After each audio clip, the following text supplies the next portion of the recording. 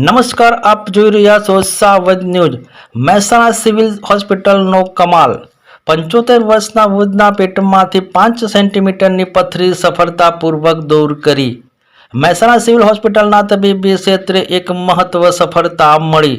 મહેસાણાના જગુદન ગામના એક 75 વર્ષના વૃદ્ધના પેટમાં દુખાવો અને પેશાબમાં અવરોધની ગંભીર સમસ્યાથી પીડાતા હતા। આ તકલીફનું નિવારણ માટે મહેસાણા જનરલ હોસ્પિટલ ખાતે સારવાર અર્થે આવ્યા હતા।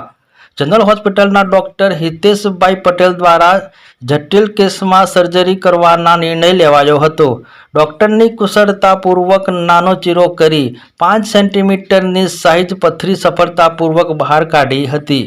મહેસાણા જનરલ હોસ્પિટલમાં ઘણા લાંબા સમય બાદ જીપીએસસી દ્વારા કાયમી જનરલ સર્જનની જગ્યા ભરાઈ છે।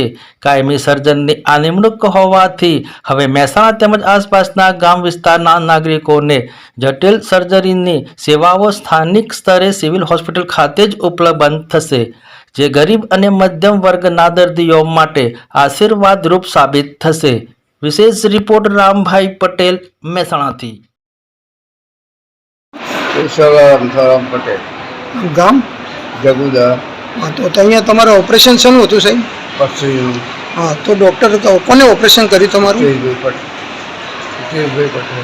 હિતેશભાઈ પટેલ। તો તમને અહીંયા રિસ્પોન્સ કેવો લાગ્યો સાહેબ? ઈશ્વર સારા બતાવે। હા, તો તમે પહેલાં કંઈ બહાર બતાવેલું સાહેબ? ના, અહીંયા જ બતાવ્યું ત્યારે। હા, તો હોસ્પિટલમાં બહુ સારું છે ને અહીંયા? સુવિધા સારી। આપનું નામ શું છે? મારું નામ ડૉક્ટર હિતેશ પટેલ છે। હું અહીં ક્લાસ 1 જનરલ સર્જન તરીકે કાર્યરત છું।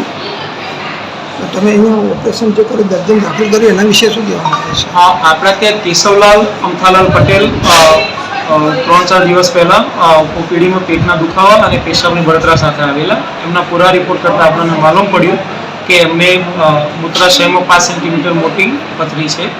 એમને આપણે દાખલ કર્યા બાદ સોમવારે સફળ ઓપરેશન કર્યું છે। હા, તો પેશન્ટને તમે સાહેબ ઓપરેશન કર્યું, પેશન્ટને કેવો રિસ્પોન્સ મળ્યો તમને સાહેબ? પેશન્ટને ઓપરેશન સફળ રીતે થયેલું છે અને અત્યારે બહુ સારી રીતે રિસ્પોન્સ કરી રહ્યું છે। તો અહીંયા પહેલાં તમે સાહેબ ઓપરેશન કરેલો ખરો પહેલાં સાહેબ? હા, આપણે આ મહિનામાં આ રીતના 3-4 બીજા ઓપરેશન પણ કરેલા છે। હા, તો દર્દી છે એને પહેલાં બહાર બતાવેલું કે સીધો અહીંયા જયેલું સાહેબ? દર્દીએ આગળ 2-3 જગ્યાએ ઓપિનિયન લીધેલા હતા, પણ એનું ઓપરેશન પ્રથમ વખત આપણે ત્યાં જ થયું છે।